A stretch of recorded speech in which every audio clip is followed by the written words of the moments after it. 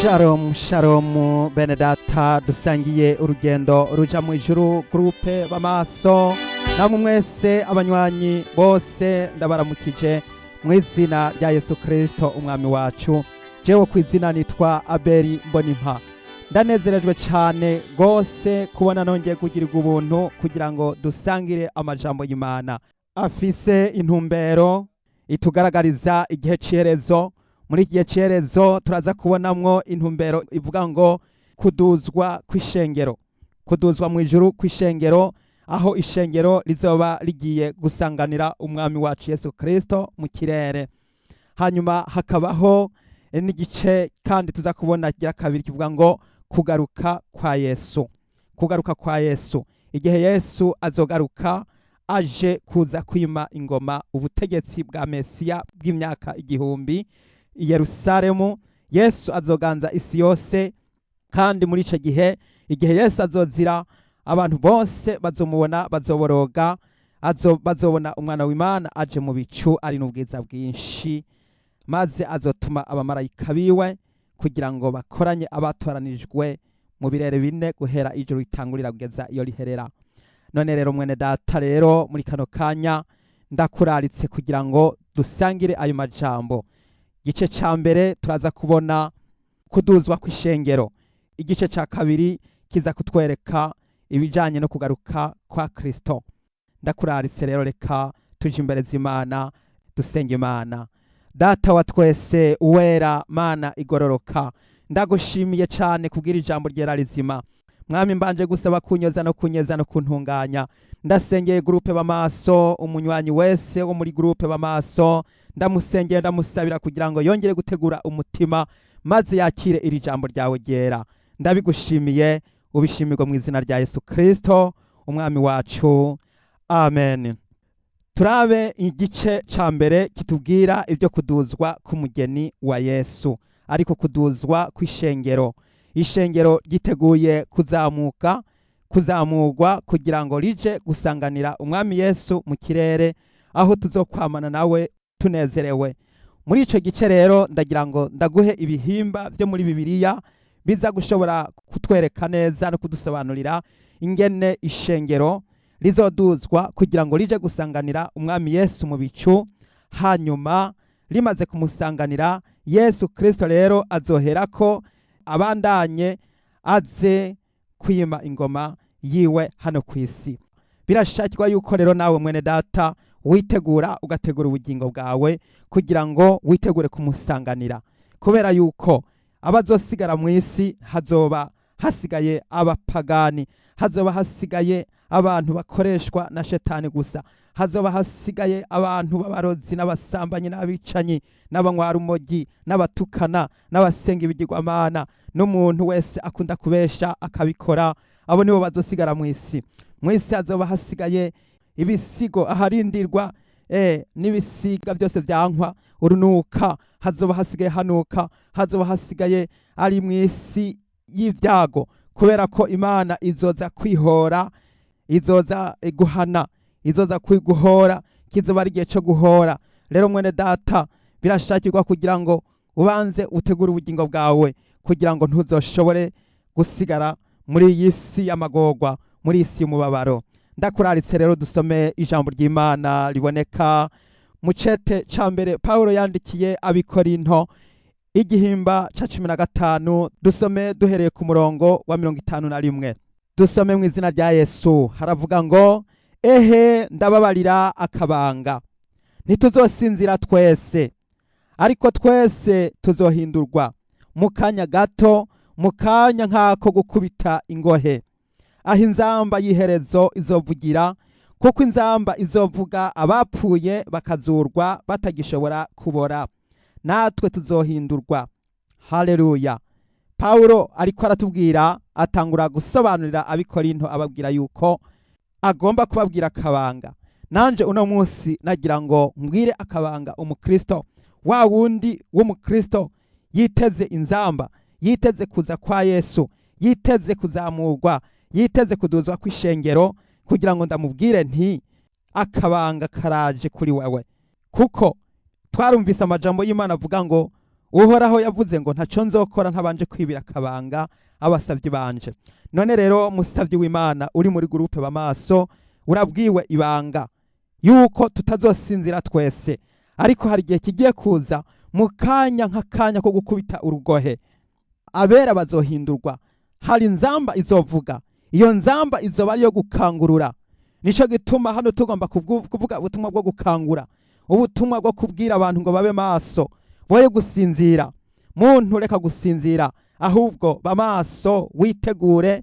Inzamba y'akabanga igiye kuvuga, inzamba y'akabanga, kuko imbere yuko Yesu Kristo agaruka ku isi ubugira kabiri, azobanza guhamagara abatoranijwe kugira ngo baduge baje kumusanganira mu kirere. Mwene data rero ndagira ngo nkubwire nti ibanga uraribwiwe, urabwiwe ibanga, kandi iryo banga urigumye muri ntibate.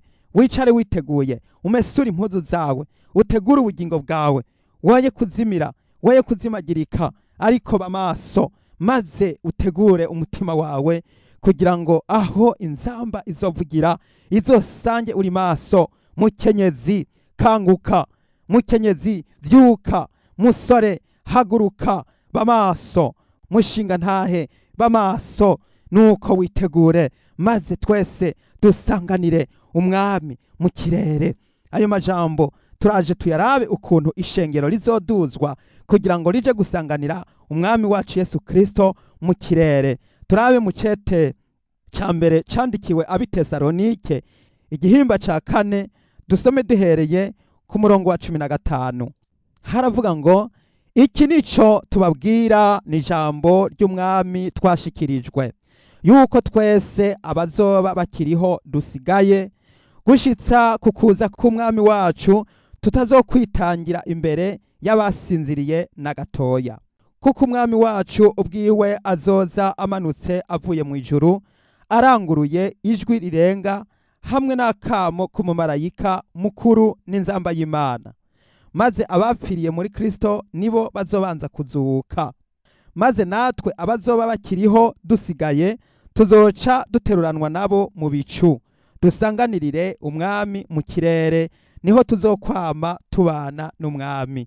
Mana yacu ihabwa icubahiro. Nagira ngo mbwire umukristo wese ari muri groupe bamaso, eka aho uri hose ndakubwire urutonde, ndakubwire na protokole y'ingene ibintu bigiye kugenda. Hari inzamba izovuga, inzamba zizovugwa mu buryo bushika butatu, kandi byose bizovugirizwa muri ico kiringo nyene. Ico kiringo cyo kuvuza inzamba, hari inzamba izovuzwa n'umwami wacu Yesu Kristo, hari inzamba izovuzwa n'umumarayika mukuru, hari inzamba izovuzwa n'Imana. Nukuvuga hari inzamba izohamagara abamarayika kugira ngo baze gukusanya abatoranijwe kugira ngo bave mu birere. Iyo nzamba izovuzwa n'umwami wacu Yesu Kristo. Ayo majambo tuyabona mu butumwa bwiza bwa Matayo igihimba ca 24 umurongo wa 31. Ubutumwa bwiza bwa Matayo igihimba ca 24 umurongo wa 31 haravuga ngo azotuma abamarayika biwe n'ijwi rirenga ry'inzamba, bakoranye abatoranijwe biwe bave mu birere bine, guhera iy'ijuru ritangurira kugeza iyo riherera. Yesu Kristo azotuma abamarayika akoresheje inzamba, azovuza inzamba mu guhamagara abamarayika kugira ngo nabo bace bagenda gutororokanya abakijijwe, babakure mu birere bine vy'isi guhera iy'ijuru ritangurira. Mwene data rero ivyo birori ntibize bigucike, ntuzohombe mwene data. Nukuvuga ngo abo bamarayika nabo nibamara kuhabwa iyo sinyare canke ako kanya, nabo bazoca baherako bavuze inzamba, bahamagare abakristo bose babatororokanye. Hanyuma kandi twabonye yuko hazobaho n'inzamba y'Imana. Mwene data twibuke ko hariho inzamba izohamagara abapfuye kugira ngo nabo baba aribo babanza kuzuka imbere ya byose. Paulo aravuga ngo kuko bigaragara neza yuko atari twebwe abariho tuzobanza kwitangira imbere na gatoya, kuko hazobanza kuzuka abapfiriye muri Kristo, abasinziririye muri Kristo bagiye kubanza guhabwa ububasha bwo kuzuka, hanyuma bazozamuka maze babandanye basanganire umwami mu kirere. hanyuma natwe abazaba bariho tuzoca natwe duhabwa ayo mababa y'inkukuma, maze duhindurwe mu kanya gato, hanyuma dusanganire umwami mu kirere. Iyo niyo protokole uriko urabwirwa wewe mwene data uri muri groupe b'amaso, wicare witeguye kugira ngo ejo nejo bundi bigashika uze wibuke yuko wabibwiwe.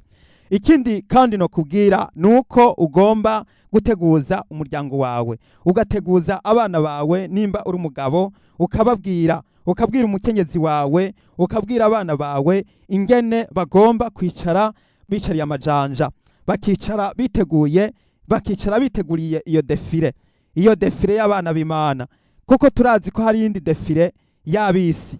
Iyo defile y'abisi nko twabibonye izoba igizwe n'imbwa n'abarozi n'abashakanye n'abicanyi n'abasenga ibigirwamana n'umuntu wese akunda kubesha akabikora.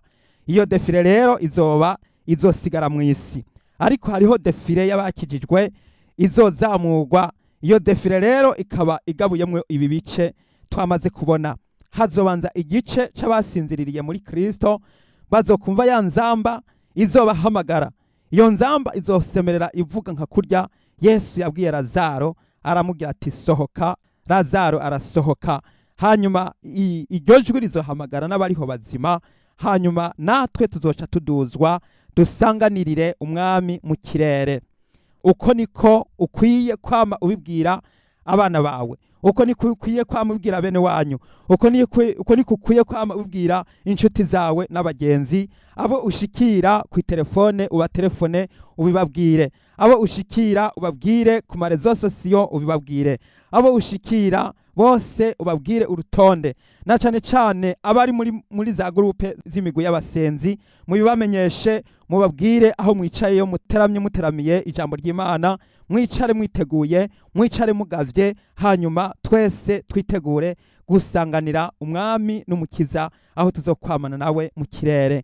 Yesu Kristo rero azoherako amaze kwakira abera, hazoca hashika wa mwanya rero wuko Yesu yitegura kuza kugaruka. Ico bita kugaruka bisobanurwa ko Yesu azoba agarutse i Yerusalemu.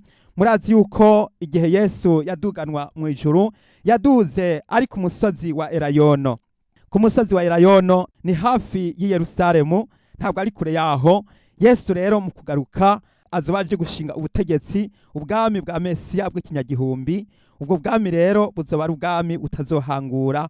Yesu rero azoza muri ico gihe rero nico bita kugaruka. Igituma vyitwa kugaruka nuko yahozeho. Yesu yaduze ari ku musozi wa Elayono, niho yaduze abigishwa babibona, no mu kugaruka azogaruka kurya nyene yagiye bamubona. Ijambo ry'Imana riratubwira ngo n'abamucumise bazomubona. Nuko rero reka turabe ukuntu Yesu azogaruka. Hari amajambo yo muri Bibiliya abishingira intahe. Turabe mu cete ca Yuda igihimba ca mbere umurongo wa 14. Yuda igihimba ca mbere umurongo wa 14. Kandi Henoki niwe yagira indwi uhereye kuri Adamu, yavugishijwe n'Imana ivyabo, atehe Uhoraho yazananye n'amasinzi y'abera biwe, kugira ngo acire bose amateka no kwemeza abatubaha Imana bose ko batsinzwe ku bikorwa byose byo kutubaha Imana bakoze batayubaha, n'amagambo yose akomeye abanyabyaha batubaha Imana bavuze bayirwanya. Mwene data, aha rero Yesu azoba agarutse, azoza kwima ingoma yiwe, azoza agarutse azananye n'isinzi ry'abera. Kuzanana n'isinzi ry'abera biriko biratwereka ko azoza ari kumwe na bamwe bari bahoze basinziriye muri Kristo, no kuvuga abazutse. Azoza ari kumwe n'ishengero ry'abariho bazima bazoba bamaze kumusanganirira mu kirere. Azoba ari kumwe n'isinzi ry'abamarayika bera. No kuvuga rero azomanuka, Yesu azomanuka kugira ngo aze kwima ingoma yiwe. Ni muri ico gihe rero hazoba hageze urwego rukomeye cyane. Muri ico gihe cy'ugo rwego hazoba hari intambara yitwa intambara ya Harumagedoni. Iyo ntambara ya Harumagedoni izoba ari intambara idasanzwe, kubera ko Antikristo azoba ariko arabica bigacika, ashaka kugira ngo amaririkanye akureho abayuda bamwe bitwa yuko bitirirwa izina ry'Imana, bitirirwa yuko ari Abayisirayeli, ari cibare c'Imana, ariko bakaba nabo nyene baranse kwemera umwana w'Imana, bakaba baramwihakanye, ndetse bakavuga bati amaraso yiwe aradukora n'abana bacu n'abuzukuruza bacu. Ivyo rero hazogera igihe nabo batangure nabo nyene kwagirizwa yuko nubwo bihakanye umwana w'Imana ariko baracitwa Abisirayeli, baracitwa Abayuda bisobanurwa ngo guhimbaza Uhoraho. Mwene data, ico cose kizobafata, bazofatwa kuko bitirirwa baba ku isi yitwa isi nyeranda, isi yera, isi yatoranijwe. Umugwa Yerusalemu canke hajya Isirayeli bahavugwa yuko ari isi ya Aburahamu, kandi iyo si ikaba yitwa ko ari isi Imana yitoranirije. Aha rero nico bigaragaza yuko bazoba bageramiwe, no kuvuga ngo ibibazo vyo mu burasirazuba bwo hagati bizoba bigeze ku rwego rudasanzwe. Hazoba rero intambara ikomeye, intambara ya Harumagedoni. Iyo ntambara izohitana ibintu byinshi, kandi Yesu Kristo ubwiwe niwe azoza kwihumuza, kubera azoza kwima ingoma yiwe. Inganji ya Kristo izoza, Yesu azoza gukuraho ubukuru n'ubutegetsi n'ububasha bwose bwa hano ku isi. Hanyuma reka turabe ukuntu Yesu azokwicisha impwemu ziva mu kanwa kiwe, ca gikoko arico Antikristo kizoba kiriko kiratikiza inganda hano ku isi. Dusome amajambo abisigura, abivuga, abitwereka hano mu cete ca kabiri Paulo yandikiye ishengero ry'Abitesalonike, igihimba ca kabiri. Dusome duhereye ku murongo wa 3. Ntihakagire umuntu abahenda mu buryo na bumwe, kuko kutazoza kwakureka Imana kutabanje kuboneka, kandi wa muntu w'umugarariji atarahishurwa niwe mwana wo kuranduka, umurwanizi yishira hejuru y'icitwa Imana cose canke igisengwa, nuko azokwicara mu rusengero rw'Imana yiyerekana ngo ni Imana. Uyu murwanizi, uyu Antikristo, azoba arimo arabica bigacika, na cane cane kuko Abayahudi bazogerageza kugira ngo bashinge urundi rusengero, bubake urundi rusengero, bagarukana ya mategeko yo kongera kugarukana ivyo gutanga ibimazi, gutanga ibigira 10, kugira ngo bakerere ibimazi, kugira ngo bashinge rwa rusengero. N'ubu baja baramaze gutegura vya bindi vyose vy'abaherezi, imyambaro y'abaherezi, imyambaro y'Abalewi, yanka na vya bindi vyose vy'ibikoresho vy'ivyombo, ivy'amasahani n'ivyuma n'ibiyiko, vyose ibikozwe mu nzahabu baza baramaze kuvyegeranya. Ibikozwe mu vyuma vyose mu nzahabu n'ifeza baza baramaze kuvyegeranya. Hasigaye umwanya uwari wo wose ko bashobora guhabwa uburenganzira bwo kugira ngo bubake rwa rusengero rugira 3 hariya muri Israeli. Ico gihe rero muri urwo rusengero nigwaba rwaramaze kubakwa, iki gikoko uyu Antikristo azoca ahasara, maze yerekane ko ariho ubutegetsi bwiwe butegerezwa kuganza buturutse. Azoza kuvyagira hajya yerekana ngo ni Imana, atangure kwerekana ko ari we ashoboye kugarukana impore, gusubiza ibibazo byose byananiranye mu karere k'uburasirazuba bwo hagati.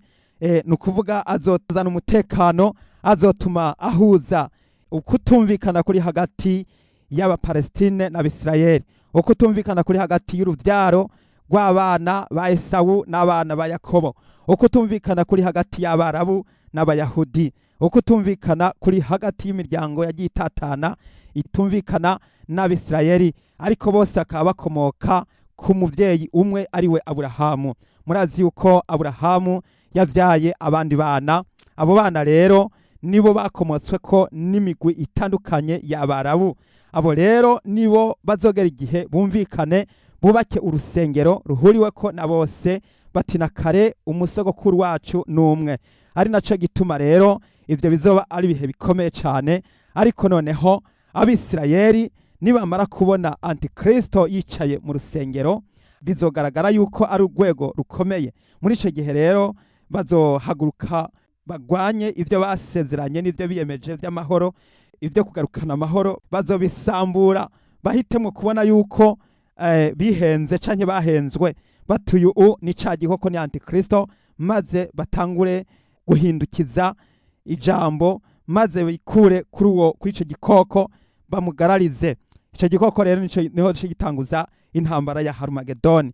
Iyo ntambara ya Harumagedoni rero Yesu azomanuka, bizohurirana nuko Yesu agarutse, azoba agarutse, niwe azohumuza iyo ntambara.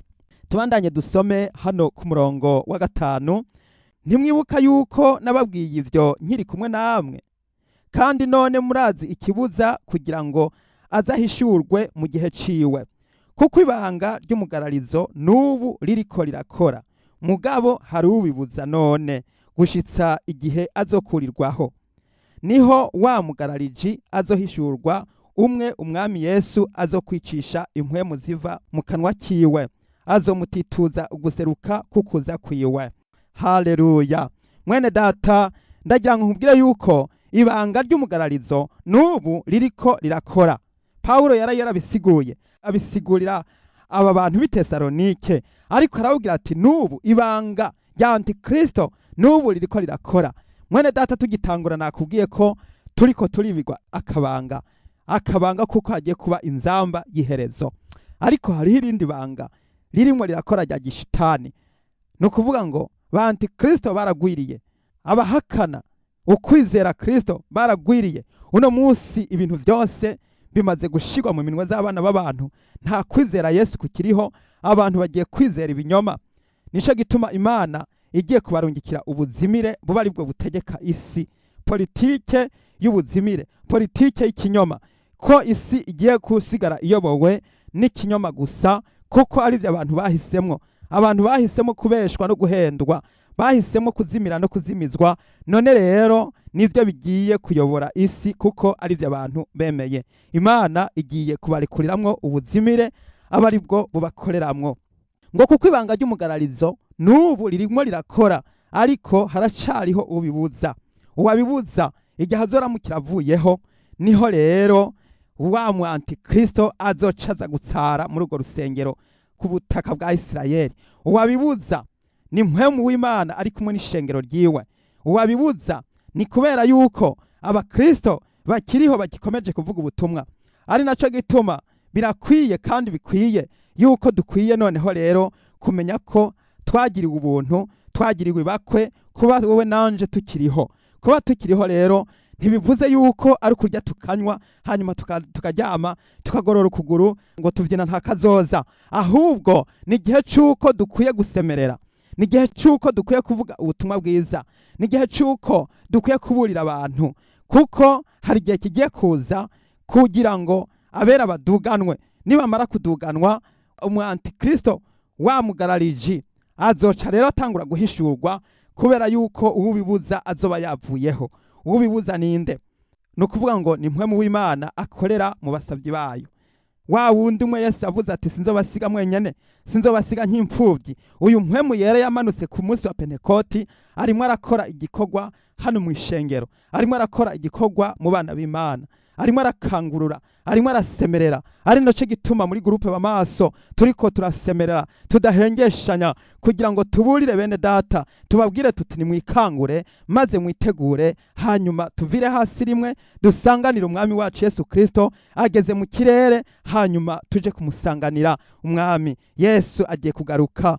Nuko rero mwene data, ku murongo w'9 ngo ukuza kuwa mugarariji kuri mu buryo bw'inkomezi za Satani, kuri n'ubushobozi bwose n'ibimenyetso n'ibitangaza by'ibinyoma. Harimo ibinyoma, nubwo abantu benshi bavuga ngo nukuri, nta kuri kurimo, ni ibinyoma.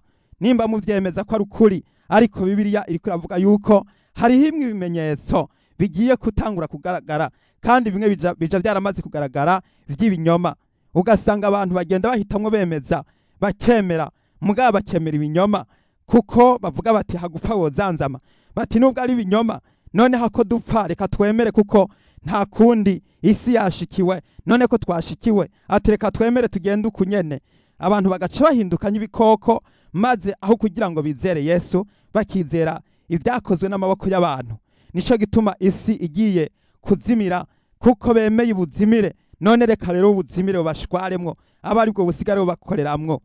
Umurongo w'icumi ngo n'ubugunge bwose bwo kugabitanya kubahona kuko batemeye gukunda ivy'ukuri ngo bakizwe. Nico gituma Imana ibarungikira ubuzimire bubakoreramwo ngo bizere ibinyoma. Mwene data, nta kundi kuko ko ari co abantu bahisemwo. Umuntu aramubwira ati nimuze twizere Yesu, tureke kwizera ivyakozwe n'amaboko y'abantu. Abantu bati ivyo uri kuravuga, bati wewe ahubwo niwe utagira ubwenge, bagatangura ahubwo kuhitamwo ivyo bashaka. Reka rero ivyo bahisemwo aba ari ivyo bagendamwo, kandi navyo bizobagirira iherezo n'ingaruka mbi kuko bahisemwo bakanka kwizera umwami wacu Yesu Kristo. None rero ijambo ry'Imana ravuga ngo kugira ngo abatizera ukuri bose bagahimbarirwa kugabitanya bacirwa kwiteka. Wewe mwene data wahisemwo kwizera ivyakozwe n'abantu, ukizera ivyakorewe muri za laboratoire ko ari byo bishobora kugukiza. Imana yaguhaye amagara n'ubuzima n'ubugingo, urayikengereye, urasuzuguye amaraso yera wahawe, ukaza kuyavanga n'ibintu utazi ivyo babivanzemo, bakavanga bagaca bapfa kubigusukamwo, ugaca wemera ukaja nago ngo nuko ngo ari ubuhinga bwa none bugezweho, ngo abantu bakwiye kwizera ngo vya tekinoloji ngo kuko ngo niyo majambere. Nuko rero ndagira ngo ndababwire yuko ibanga ry'umugararizo n'ubu ririko rirakora, ariko hariho ubibuza. Uwabibuza nawe igihe azoramukira kuweho niho wamugarariji azoca ahishurwa. Umwe umwami wacu Yesu Kristo azokwicisha impwemu ziva mu kanwa kiwe. Ndagira ngo ndarike mwene data, wewe aho uri hose, nkubwira yuko Yesu Kristo agiye kugaruka. Agiye kugaruka ngo harazanana n'ibicu, ngo kandi ijisho ryose rizomubona, ngo n'abamucumise bazomubona. Ivyahishuriwe Yohana igihimba ca mbere umurongo w'indwi. Ni witegure rero kugira ngo witegure gukinjishwa, witegure gutabagwa. Abazosigara mw'isi baragowe, abazosigara hano mw'isi bazosigara mw'isi y'ivyago, bazosigara mw'isi bayobowe na Antikristo, bazosigara mw'isi barimwo barategekwa na ca gikoko, bazosigara mw'isi bariko barabonabona. Rero nawe ndagira nkubwire ngo niwemere bagutwenge, niwemere wicwe, niwemere usuzugurwe, niwemere ukengerwe, ariko niwizere Yesu. Ntukizere ivyakorewe muri laboratoire, ntukizere ivyakozwe n'abahinga bo mw'isi. Niwizere Yesu wenyene kuko ari we nyanduruko yo kwizera, kandi niwe yagusozereye, niwe yiteguye kugutabara. Twizere Yesu. Ndagira ngo nsabe umuntu wese wo muri groupe bamaso ace bugufi ahari dusengane iri sengesho ryo kwezwa, iri sengesho ryo kwitunganya, gutunganya ubugingo, kugira ngo dusabe amaraso ya Yesu Kristo atuhagire, hanyuma twitegurire kumva ya nzamba y'akabanga. Urahawe kaze, hanyuma dusengane iri sengesho. Mwami Imana yacu, data ugororoka, ndagushimiye mu izina rya Yesu Kristo yuko utuburiye kandi duhawe aya majambo. Ndasengeye umuntu wese yumvise iri jambo ry'Imana kugira ngo acumitwe akogweko maze yihane, ace urubanza bicitwa uyu munsi, kuko ca gikoko na Antikristo bigiye kuza kandi bizotuma abantu benshi bazimira bazimizwe. Mwami Imana, ni igihe ciza kuko buca bucana yandi, ni igihe ciza cyo kwiyeza, ni igihe ciza cyo koga mu maraso ya Yesu Kristo. Ndasengeye umuntu wese arimo araca bugufi yihana kugira ngo data umuharire icaha ciwe. Mwami, ndagushimiye yuko wampaye iri jambo ryawe kugira ngo ndayisangire na bene data. Egome Mwami, nubishimigwe. Imburi ziratanzwe, imburi zikomeje gutangwa, kandi ndasabye kugira ngo uwumva wese nategura ubugingo, hanyuma twitegure gusanganira umwami wacu Yesu Kristo, twitegure kumva ya nzamba y'iherezo. Urakoze, ubishimigwe. Ndabisenze nizeye kandi nshima nkenguruka mu izina rya Yesu Kristo, umwami n'umukiza wacu. Amen. Mwene data, ufise ikibazo ukaba wifuza kugira icyo uvugana n'abakozi b'Imana, nawe kandi ufise umutwaro w'amasengesho ukeneye abagusengera, canke ufise igishinga ntahe ushaka gusangiza bene data, uduhamagare kuri izi telefone zikurikira. Utanguza igiharuro 1-819 588 ubusa ubusa indwi indwi. Igiharuro 1-819 588 ubusa ubusa indwi indwi. Mwese ndabifurije amahoro y'Imana. Shalom shalom.